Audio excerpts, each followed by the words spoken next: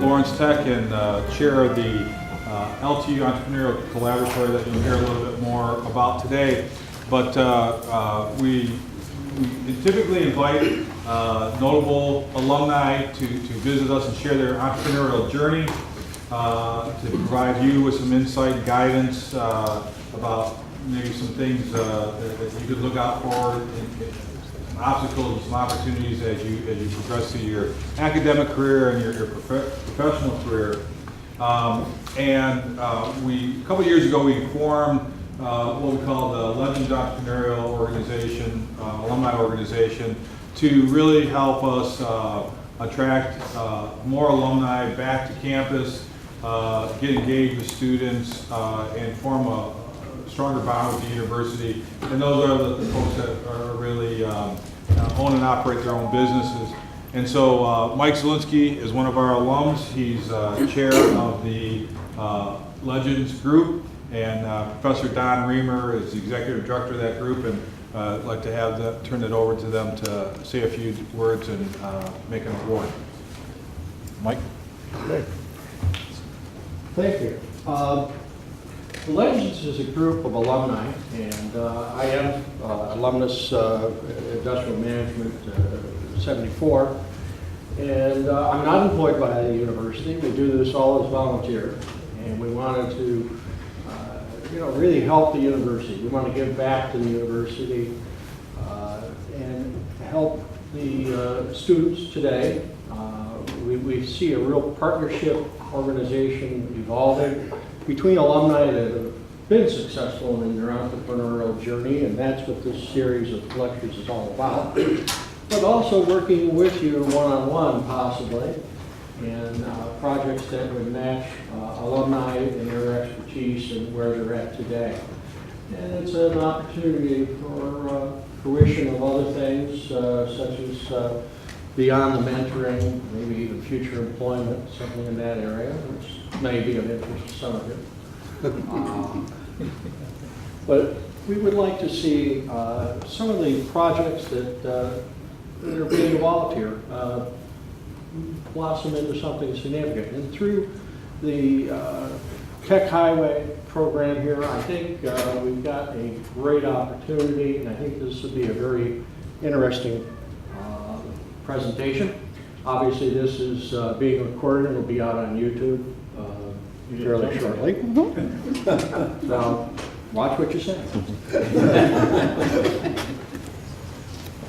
Again, a lot of new beginnings here. You guys, many of you are starting a new beginning here at Lawrence Tech. We have a new dean of the College of Management that started on August 1st. And we have a new president that started on July 1st, and his name is Dr. Brinder Modgill. And I'd like to have him come forward and say a few words related to this event and the importance of our student projects and commercialization. Dr. Modgill came to us after about a 30-year career, most recently at Oakland University, most recently as provost of the university. And in the couple months that he's been here, I've found him to be very engaging with students, very student-focused, very faculty-focused, very industry-focused. So it's a pleasure to have him here. Dr. Modgill is a distinguished researcher. He has a phenomenal record in research. And so he's come from a background of innovation and entrepreneurship within his career, and has moved from research to leading organizations, and we're very proud to have him as our 7th president as we begin our 80th anniversary. So, Dr. Modgill. Thank you.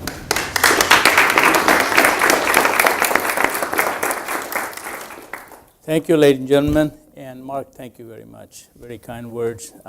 I want to take the opportunity first to thank our alumni who are here. These are men and women who are very busy, and many of you students, so you can see themselves in them, because we hope that you will be leaders yourself when you finish your education. So alumni and the leaders who are here, entrepreneurs, experts in the subjects who are donating and spending their time with you in the hope that you walk in their steps and you also successful business people, entrepreneurs, leaders in the community. So please help me thank all the alumni and the leaders who are here with you to spend time with you. For students, I wanted to share a few moments with you. If you look at the history of entrepreneurship, innovation throughout the world, you will see that some people who were major transformative leaders in industry, innovation, entrepreneurship, they were of your age. Einstein, Bill Gates, Facebook, these were so brilliant they could not wait to get their ideas into actuality. So I know that many of you here, hopefully all of you, are here with that hope that you walk into the footsteps of these great thinkers. And Lawrence Technological University this is what attracted me to this place. I've been in this area 40 years. There aren't universities that really prepare a student like you are being prepared to go into the world well prepared. Many graduates, after they get their degree, they spend year, 2, 3, sometimes 4, sometimes they take another course or another degree because they don't know what they can do with the degree or diploma they have. The Lawrence Tech graduates are endowed, they are empowered, that they have ability to use that diploma and training more to say, walk into the world and do something very constructive. And the history is full of, the catalogs of accomplishments of our alumni, many of them are in this audience, but there are many more that you can count on. These are people who all trace back their entrepreneur spirit to Lawrence Tech. I think this is a very unique university, and you know that these possibilities exist. So I encourage you to take time, meet with our leaders who are here, seek opportunities with them, seek their guidance. If you have an idea, don't rest with it. Just follow it. Because this university needs you in more than one way. Not only we need you as our ambassadors of this training that you receive, but many of you will be in real world running companies, corporations. And we can use your expertise when you come back, like our colleagues have come here, to train the next generation. Another thing which is of practical matter, many of you are here and you know there are some economic pressures in a private institution. And with entrepreneurship, innovation, with your engagement in corporation as either a starter worker or owning one, you can help the institution so that people who follow you have lesser burden of economic issues, but they are more creative and not have to worry about taking a job elsewhere. They could spend all their time being innovative entrepreneurs on campus. So I'm very delighted that you took time to be here. I do urge you that you seek opportunities and speak with our leaders who are here, because you learn. You are like men and women with a lot of energy. You can row a boat in a river, but sometimes they can help you guide to the right place. It's all your effort. So with that, I welcome you again, and I request now our main leader for the evening for remarks. And Francis Tex Criqui is a known leader, entrepreneur, and we all look up to his remarks, and I invite him to the podium. Thank you.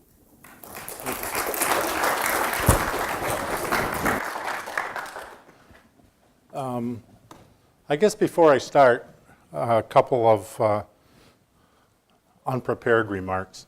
I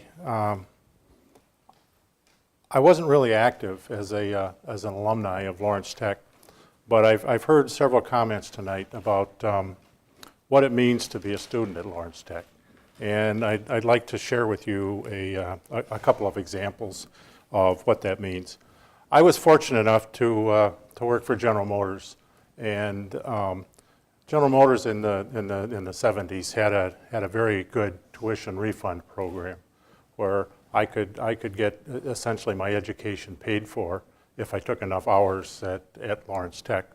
Now, two things happened because I went to Lawrence Tech. One is that they let me exceed the limit of the refunds on the basis of the tuition that I paid and the grades that I have and the fact that it was Lawrence Tech and the reputation that it had within the organization. But perhaps even more significantly in my own life was that in 1971 I got made a senior project engineer at General Motors, which is a pretty significant thing because at that point you get assigned a company car. So that was really a big deal, right? But you might have noticed when they introduced me that I didn't graduate until 75. So I was in an engineering position 2 years before I graduated simply because I was at Lawrence Tech. So I mean that's what it means to go to this school. And when they talk about how it prepares you for the acceptance of industry, that's what they're talking about, and it's really real. It really is. So now to why we're really here. I want to talk to you a little bit about the Entrepreneurial Collaboratory. This is an idea that our company approached Lawrence Tech and said, we think that entrepreneurs in residence are nice, but you get one person. And what we would like to propose to you is that you consider that rather than one person, you hire a team of 6 or 7 of us, and we represent an organization or a network of about 50 people that are like us, that are early retirees from industry and think we still have something to offer, so that the backgrounds and the skills and the knowledge that we can bring to assist you with your projects is pretty significant. Now, one other comment I have to make is that, as I said, I hadn't been on campus for a long time, so it was quite different here. And right now, I got to tell you that I'm feeling a little bit like a freshman. That I've been here since the 1st of September, and I still get lost walking around between all. When I was here, there was 2 buildings, right? This was Lawrence Institute of Technology. So things are quite a bit different, and we just had a tour of your facilities, and we're all walking away just absolutely amazed at the capabilities that are here, and our heads are spinning with the possibilities of what we think we can do. But anyway, on with the show. The Entrepreneurial Collaboratory. This is our mission is to provide commercialization services for the students and the professors and the alumni and the faculty. Essentially, whoever is looking for some assistance in trying to establish a company with an idea that they have. It's you got a great idea. You don't know what to do with it. We're here to help you get it out of your head and get it started. Okay. This is kind of what drove the Lawrence Tech people to take a look at us. The history of the student projects is there's a lot of time and a lot of effort that goes into it, and then the student or the team hits graduation, and boom, one guy goes to work in Miami, and the young lady goes to Los Angeles, and somebody else goes to Phoenix, and the project just dies. And so what happens is that there's these good ideas, and sometimes they're perhaps even great ideas, right? They die when the students graduate because there's no options for them to continue. Well, what we do is we bring another option. So if we can get engaged in the student projects prior to graduation, at graduation time, we have the opportunity then to support that on your behalf if that's what you would like us to do. And we can complete that commercialization process while you're off working wherever you are. So the idea is that these projects can engage with us any time that they wanted to, but you now have an option to continue beyond graduation if you would like to. But it's your decision. It's not ours, and it's not compulsory. You know, if you're not interested. I mean, I know a lot of times, you know, at the end of the term, you don't want to think anything more about what you've been doing. But there's two things that have to happen. All the projects are going to go through an assessment process, and the assessment process isn't going to be too rigorous here, because in essence you've already done all of the assessment work. That's more for the folks that are coming in from outside. But if you've got all your student time involved in it, it's already had some level of assessment. We may end up saying, well, you know, you need to beef it up a little bit here, or you need to beef it up a little bit there. But the real litmus test that we're looking for is when we take the project out of the classroom and we put it in front of investors and ask for funding. And if you can get your project funded, then we've got a way to get it fully commercialized and in place. This is the litmus test. If it doesn't get funded, then you get two choices again. You can go back and run through the process again, or you can just say, okay, fine, and we're not interested anymore. But once it's funded, we can take the project forward with whatever level of participation you, as a graduate now, wants to have inside of the project. We're very flexible in doing that. So, how do we do this? Well, we think we're a resource for all students. Again, it's not compulsory that you use us. We're here if you want to, if and when you want us. We think we're a resource that you can really put some value in and you can trust. We'll work with you in the classroom or by invitation. You know, you invite us into your classroom, we'll be happy to talk to you, to discuss any projects you want. We also can have office hours, invitations. It's whatever you need to get done what you need to get done. Couple of examples that we could talk about. One is performance pockets. Now this is a project that is from a student here in the architectural department. Is Johnny here? Guess not. Anyway, Johnny's got this idea of if I could put a pocket or a pouch on the side of somebody playing golf or somebody playing tennis, then they wouldn't have to jam all those golf balls in their pocket or their tennis balls into their back pocket, and that could be part of the part of a pair of shorts or part of a pants or something of that nature. So we're exploring that with him. I mean, we've just started, and we've asked him to. He's got a prototype, and we've asked him to go to a pro shop over the weekend, and you know, in an hour or 2 hours, you can talk to 50 or 100 golfers and say, would you be interested in buying something like this? You know, that'll tell you right away whether there's really a customer market, a customer-driven market for this idea. Another one is turtle cells. How many of you walk around with iPods or iPads and have earphones and all that kind of stuff? Right? A lot of you? Yeah. Well, this turtle cell is it's a cover for a iPhone that has a retractable set of earplugs in it. So when you finish listening, the earplugs retract back into the phone cover, and you don't have to jam them all up and put them in your pocket, then untangle them again when you want to listen.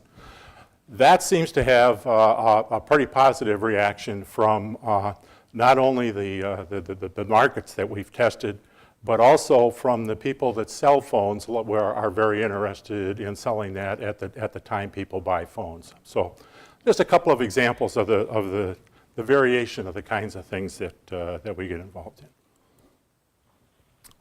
How do we see this is going to work? Well, there's the technology, the Lawrence Tech University Technology Highway Management Team, which is the partners in our company called Technology Highway, managed by Mark. And then there's the Tech Highway group of experts that I talked about. There's 40 or 50 of those kinds of folks that have all different kinds of backgrounds, but all have at least 30 years experience in industry, so they've kind of been there, done that, and can help you out in that regard. Blue Devil Partners are companies that we're trying to get interested in this so we can bring them to bear on this. As an example, one of the companies, Blue Devil Partners, is a company called Monroe Associates. We had them take a look at this turtle cell cover that I just talked about. Monroe has this software capability that analyzes your design, tells you if the design's good, the steps that you're going to have to go through to be able to make it in a certain kind of volume, and then it can also project a cost from that. Well, we took the design of the turtle cell, we took it to Monroe. They ran it through their software, and we cut the number of pieces by 40%. We cut the cost by 50%, and we cut the processing time. I forget by how much. John, do you remember? It was quite a bit. Anyway, it was a significant reduction all the way around. And so what happened is that their costs went way down, but the market price that they had established already stays the same. So their potential for profit is much greater, and of course their break-even point is much quicker. Blue Devil Consulting is something that we would like to set up with students, whether they're bachelor students, master's students, doctor students. Those are folks that would like to be involved in our processes or our projects. We have needs occasionally for people like yourselves that could come and work with us on various projects.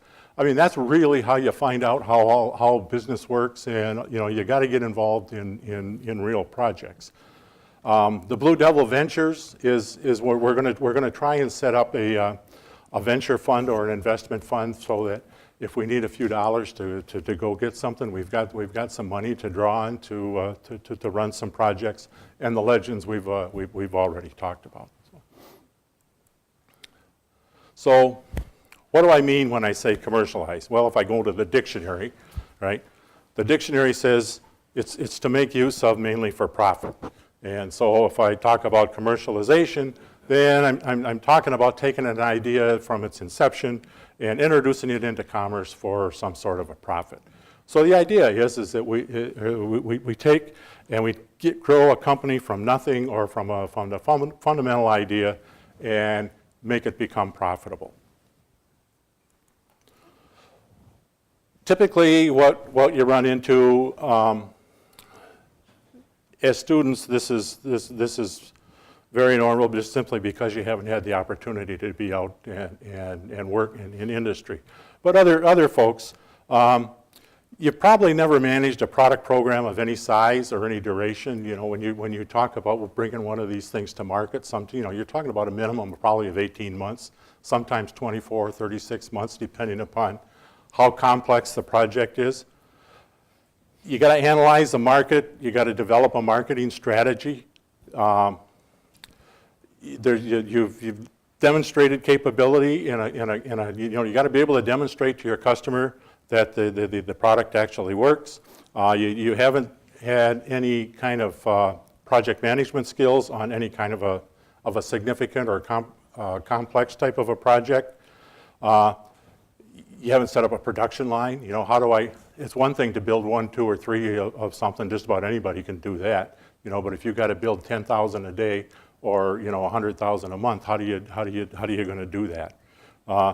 You haven't established big money. If you're going to go for funding, typically you're going to talk about 250,000, perhaps to several million. We have 2 projects now that we're trying to get funded. One wants a $25,000, just a little starter fund. The other one wants $1 million to kick off their app.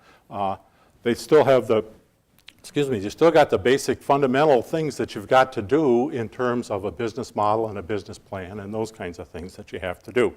And of course, if you decide you want to do it yourself and you want to manufacture it yourself, Then you have to know how to set up a supply chain. You got to be able to identify your vendors. You got to qualify your vendors. You got to figure out what the quality is coming in and out of the parts that they're giving you. This is all part of what it means to start up a business, and it's pretty complicated. So what happens is that we call this the Start-up Conundrum. So I have this idea, and I want to do something with it. And so in order to start, I got to have some money, right? But to get money, I got to have a business plan. And in order to get a business plan, well, I got to have some kind of a product. And then if I do that, then I got to have a business model, and I got to have target customers. And to get target customers, I need a market analysis. And lo and behold, you get right back to get the resources I need to do all of this, I need money. So you just kind of go in this circle, and how do you get out and how do you get started? Well, here's how you get started. You need four things. You need what we call a compass. This is something that provides you a sense of direction. You got to know where you're going and what you want to do, right? Typically, you'll see that referred to as a vision. You got to have a map. You got to figure out how you're going to go from point A to point B in the most efficient way. Typically, that's called a business plan. You got to have a blueprint. Those of you that are in engineering schools know very much what that is. But you got to have something that illustrates and communicates what you want to do with others. And typically, we call that a business model.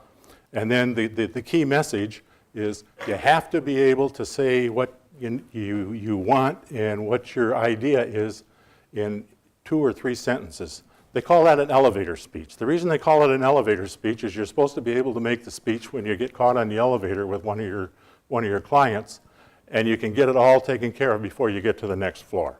That's kind of the idea behind the elevator speech. Here's the challenge.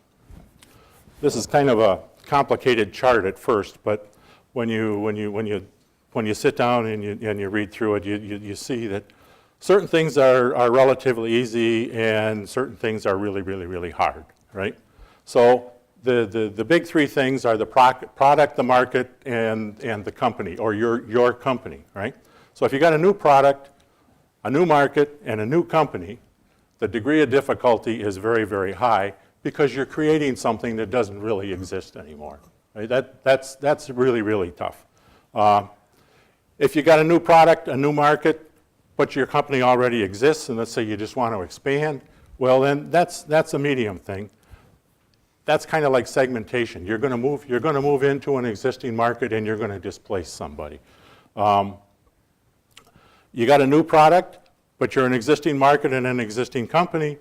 That is kind of low because now all you're going to talk about is how you're going to you're already in the market, so you're going to talk about how you're going to differentiate yourself from the others, and so on through the whole thing here. But irrespective of which one of these things you are, you got to know your customers, you got to know your company, you got to know your product, and you got to know your resources. So let's talk about customers for a minute. You have to know and understand the expectations of the customer, right? The customer is the one that's going to really, really, really determine whether you're successful or not. There's a quote I read in one of the recent business books that they don't know of any businesses that failed for lack of products. Every business fails because it's got lack of customers. So if you got customers, you're going to be successful. Then you have to understand, why would the customer want to buy from you? And then all of these questions of, how do I get to understand my customer a little better, right? Why would they pick this, and why would they pick me over somebody else? And what does my product look like next to the next one? A big thing you see right now is the difference between, do I buy an Apple phone, or do I buy an Android phone, and why? They do very similar things, and I find it also very interesting that nobody advertises these things as phones anymore. Okay, my company, my value proposition. Fundamentally, this means is, how am I going to create value for my customer? What's is there that's going to drive him or her to want to produce my product? Channels is how am I going to get this to the customer? Am I going to do it directly or indirectly? Indirectly means I'm going to sell it to Costco, and Costco is going to sell it to the end customer. My revenue and my cost structure. I have to understand how all of that works together, right? How's my customer going to pay, and how's the money going to get to me? So if somebody buys it from Costco, Costco has to pay you, right? So there's a cash flow in there somehow or another. Key activities and partnerships. I don't care how smart you are, how good you are, nobody does everything well, right? So you need to figure out what you do really well, where you're relatively weak, and get some help to help you in those areas. Because what you really want to do is you want to bring the best to the situation that you're trying to bring to the market, okay? Key activities and partnerships. Key activities are things that I have to do this in order to be able to get it to market, right? I have to be able to pass my durability test if I'm going to have to do that. And what kind of resources am I going to need so that I can run my company? And of course, you need a strong management team, right? You need a customer development team, but you also have to have all of these what they call C-level people, the CEO, the CIO, the CTO, et cetera, and they all have to get along, or your company isn't going to work right. My product. You have to understand that the solution that you're going to take to market has to meet or exceed all the requirements of the product. It can't meet some of them and not others if that's what the customer says is important. So customer-driven expectations drive the functionality of your product. And you may have to go through iterations, 2, 3, 4, 5, 6 iterations before you get it what the customer is actually after. Then you design, you develop, you validate models, physical prototypes, all that kind of stuff, and you get the product prepared for a launch, which is then followed by the market launch. Okay? We talked about resources. There are certain assets that are required that are resources. You got intellectuals. You know, this is the intellectual property that is associated with your patents and your copyrights and that kind of stuff. The physical are the buildings and the equipment and that kind of stuff that you may need. Human, that's the people that are going to run your company. And of course, you got to have financial resources. And these can be internal. They can be the core competencies of your company, or it can be things that you've acquired from your external partners that we talked about a few minutes ago. Okay, intellectual property. Let's just spend a minute on that. Intellectual properties can be, you know, all such things as trademarks, copyrights, trade secrets, contracts, NDAs. You know, you get a contract. That's a thing. Patents, and spend just a minute talking about some of the mistakes that are most commonly made around intellectual property. A lot of times, people will leave the company that they're working for and think they got an idea on how to improve the product that they built their reputation on, but they didn't make a clean break from their prior employer, and they find out that the intellectual property is still tied up with the people that they used to work for, and they can't get access to the property rights. Similarly, you're unable to demonstrate clear ownership, that in fact you do own the intellectual property that's associated with whatever this particular gizmo is, right? You've experienced delays and discontinuities in your patent application process. You know, there's a sequence of events in a filing for patent that you have to meet, and if you don't meet them, you get bounced. So a lot of them don't go through all of that because they don't follow the timing sequence. And then the other thing is you start to sign away too many rights because you've seen this show, The Shark Tank, where people come in with their ideas, and they say, well, you know, I'll give you X dollars for 25% or 50%. Or I saw one, they wanted 80%. Well, if you're going to give away 80% of your company to this person, you don't get a whole lot left, right? So you've given it all away way before you've even made yourself successful. So it's too early. The thing about intellectual property is assets, right? They're worth something. So you need to manage your intellectual properties just like you manage all your other assets, like your buildings and your money. So I got all this. Now what do I do, right? Well, now we're going to talk about a business model. We're going to talk about a business plan. The business model is put together to communicate and manage within the company. It's how the company is going to run, and it's internal to the organization. The business plan is typically something that you're going to do once or twice to get funding. You're going to have to put it together for the venture capitalist or whoever, and then you're going to come back and you're going to put it on the shelf and you're going to ignore it while you go do what you're going to do. And through all of that, out of that comes an action plan.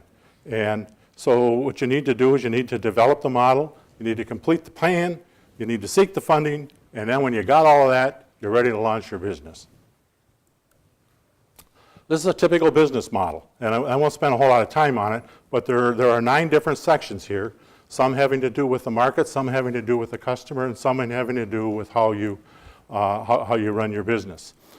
This one happens to be called a business model canvas, and it's a discipline that's coming out of Stanford University in Georgetown and a couple other major universities, and most recently has been backed by the National Science Foundation. So you're probably going to see a lot of this in future years.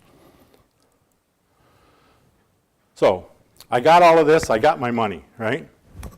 I got money in the bank, and now what do? Well, you need to figure out a startup process or a commercialization process. Something that you find yourself a process and you adapt it to the life cycle of your product. Now, if you're making computer chips that have a life cycle of 18 months, you don't go grab Boeing's product development process that takes 10 years, right? There's got to be a relationship between the plan you're trying to put in place and what the life cycle is of your product. And the reason that you need that is that only if you've got a process and when you've got this all laid out, and that assures then that you've got the capability or you've got the plans to meet all of the requirements, when they're due, what the interrelationships are. So you go from processes to tasks to dependencies to schedule to resources to costs, and that's all wrapped together in what you're going to go execute. Here's a couple of different kinds of commercialization processes. It really doesn't matter what the thing looks like so much as it is you understand what you have to do to get through all of the steps. So choose one that you're comfortable with and start identifying your different tasks. So when the tasks are done, you identify dependencies, you estimate duration, you assign resources, and you can then start to assign some cost to it. This is an example of a process that's been worked out. It's 4-phased. I won't go through the whole thing, but probably the thing that's most important is that if you look at the different 4 phases here, and you look at the far column where it talks about functions, right? You see that there's activity for marketing, for engineering, for manufacturing, for purchasing, for HR, human resources, and for finance, right? You don't run this with an engineering department, and you don't run this from the purchasing department. This is a collaborative effort that takes all of these different these different organizations to get you through it. Now, they don't all do the same amount of work during the phase, and so you can see where it talks high, medium, low, that kind of stuff. So the idea is that you need all those disciplines to be able to execute that process correctly. You need a work breakdown structure. This is an example of one that I pulled from Microsoft Project. But the work breakdown structure is very important because it turns this chaotic endeavor that you're trying to manage into a sequence of measurable tasks. And it's important that you can take what you have to do and break it down so that you get it down into what we used to call management-worthy fragments, right?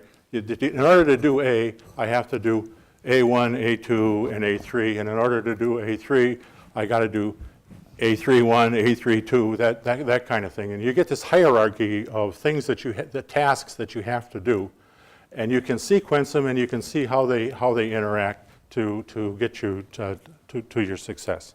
Okay, so now I got my plan, I've got my model, I understand what I have to do, what it's going to take. Because I've got this thing down to manageable fragments, I know how long it's going to take to do that, how much money it's going to take. I just kind of roll it all up. And now I'm ready to go talk to an investor and say, I need X dollars based on this that I've prepared. Okay? So now we're ready to talk about funding. There's lots of different kinds of funding out there. There's grants, local grants, leadership grants, industry grants, foundations. There's debt financing. Debt financing, a lot of times people don't like to think about that, but the thing about debt financing is that you're not giving away any of the equity in your company. So if you can get a line of credit from your bank or from your family or something of that nature that will allow you to get started, that's a good way to do it, because you're not giving away ownership of your company before you even get started. Right? Accountants and lawyers. Now, that probably sounds a little paradoxical right here, but the fact is that accountants and lawyers work with people that got a lot of money, right? And a lot of times they'll have clients that are looking for investment opportunities. And so if you've got a nice business plan that you can put in front of somebody that's a potential investor, you can ask an attorney, any of your clients interested in this kind of thing, or your accountant, those kinds of things. And then there are those that are going to want to take equity positions, the angels and the venture capitalists and the regular market stuff. So, again, can't emphasize enough, in order to get funding, you got to have a business model. I see smiles. Somebody recognizes this, don't they? That's a neat thing. It really is.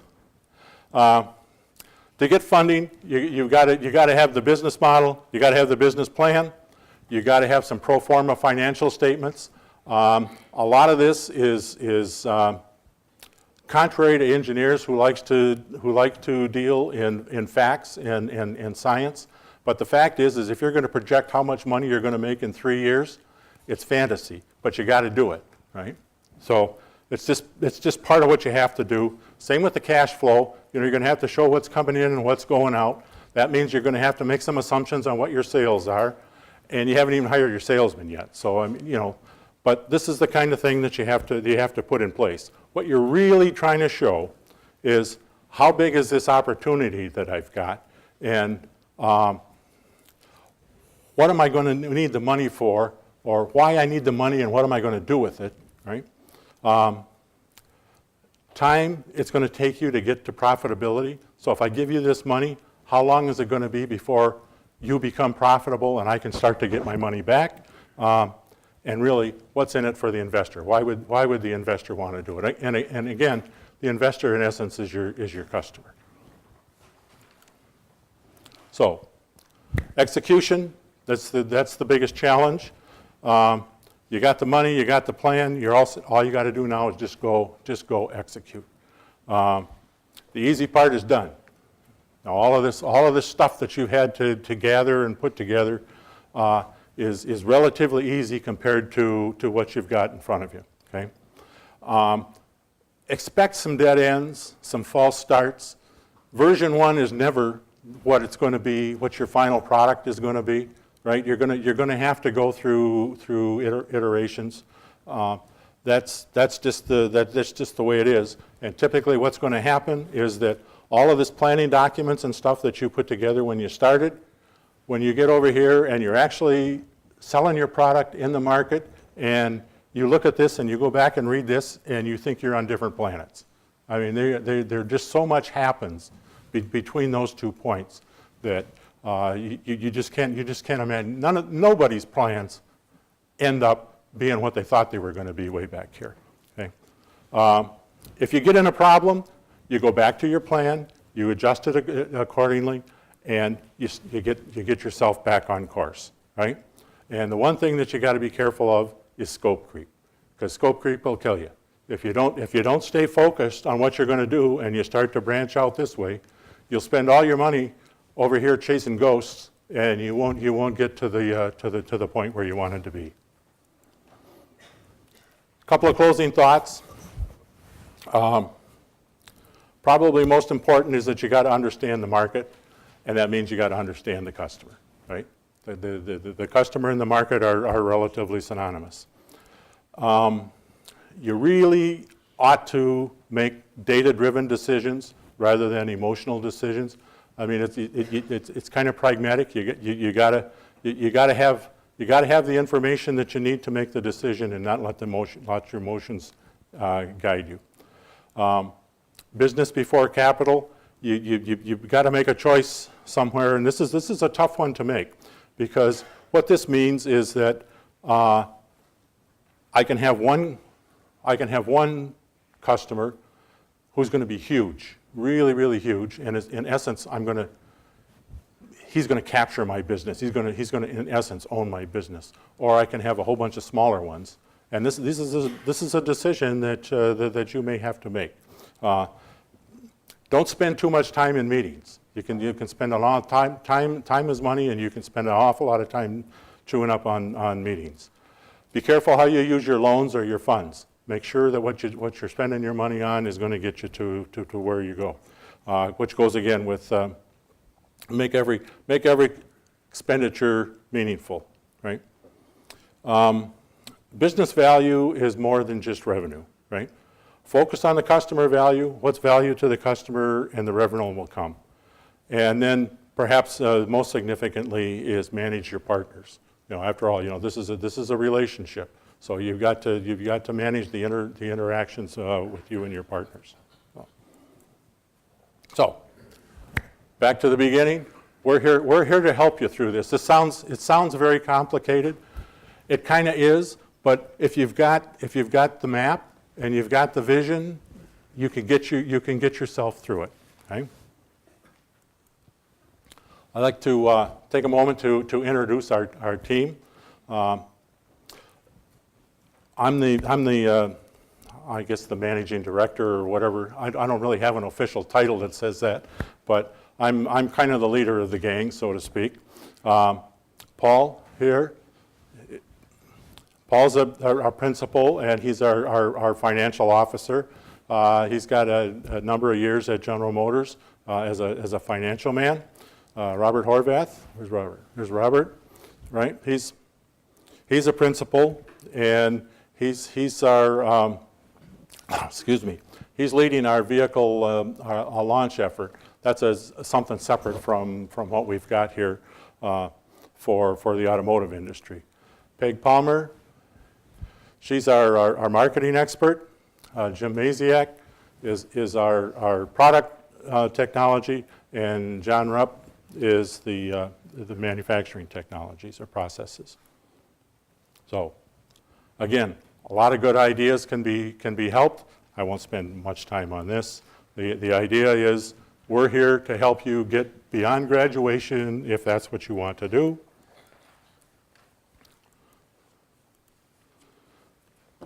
We're open for discussion, questions and answers for me or anybody on the panel. So. Thank you, Tex. Real quick, I wanted to make a point that again, the reason why Tech Highway and Tex and his group are on board is because we saw the need at the university and a demand from students to want to be able to take their ideas past graduation, but didn't know how to do all this other things. Their experience is vast and deep. It's a valuable resource to the university and to you to be able to go and consult with them, to be able to really venture through this process without making a lot of mistakes that other people would be making because of their experience, their understanding of how to move through all those things. Not that you're going to be doing all of this, but that they'll be coaching you through all of this. And so with that, turn it over to Q&A. And again, this is either for your student projects that you have in the classroom or any kind of business ideas that you have. So, any questions? Yes? You guys are running this out of the College of Engineering's office? Well, the office, Texas office is in the engineering dean's office suite, but it's available to any student throughout campus. Well, like, if I wanted to get in contact with you guys, how would I go about doing it? Go ahead. It's right up there. Okay, so I should go to the office and meet with him. Well, yeah. Probably the best way is to send me an email. We'll set up an appointment because I'm out and about a lot. I'm not necessarily there all the time. So they're on campus about 20 hours a week, but you know that's going to fluctuate based on your demands. Come on, folks. I didn't speak that clear. Is there any cost to the students? Go ahead. Yes. Is this PowerPoint available for the students? Sure. I know we can make it available somehow. And it's also it's going to also be on. It's being taped, and so it's going to be on entrepreneurship website. So ltu.edu/entrepreneurship, and you'll be able to go get the YouTube. No, Lawrence Tech YouTube. And just another point that this is at no cost to anyone, any of the students.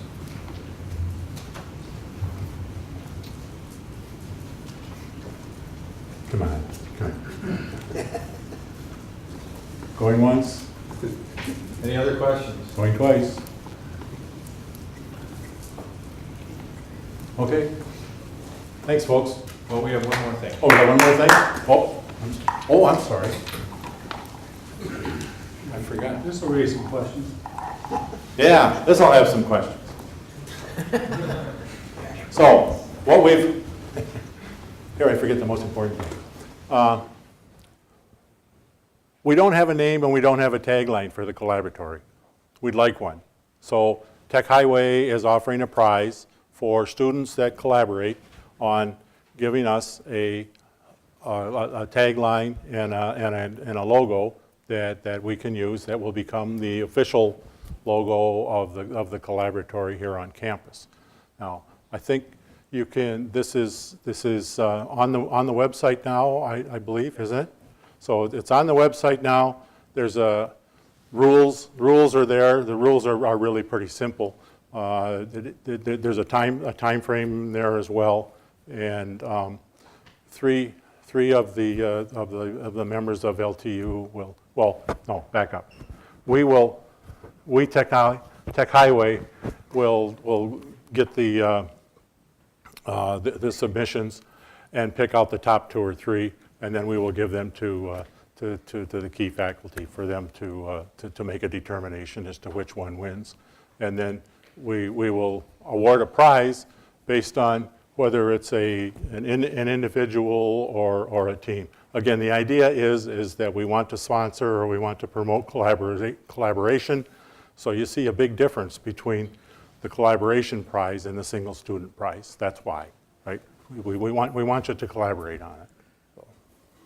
There's hard copies of the slide and the rules out there. If not, you can go to ltu.edu/entrepreneurship, and there's a tab called Logo Contest on there. So we'll be promoting that, but feel free to look at that and begin submitting your entries. Still no questions. Last chance. Let me ask you, from what you guys are looking at, how many currently have a business or business ideas that you'd like to have vetted and move forward? Okay. So there's a lot, whether those are in the classroom or your own, please feel free to give text, email, or call, or stop by and visit, and looking forward to working with all of you. So thank you.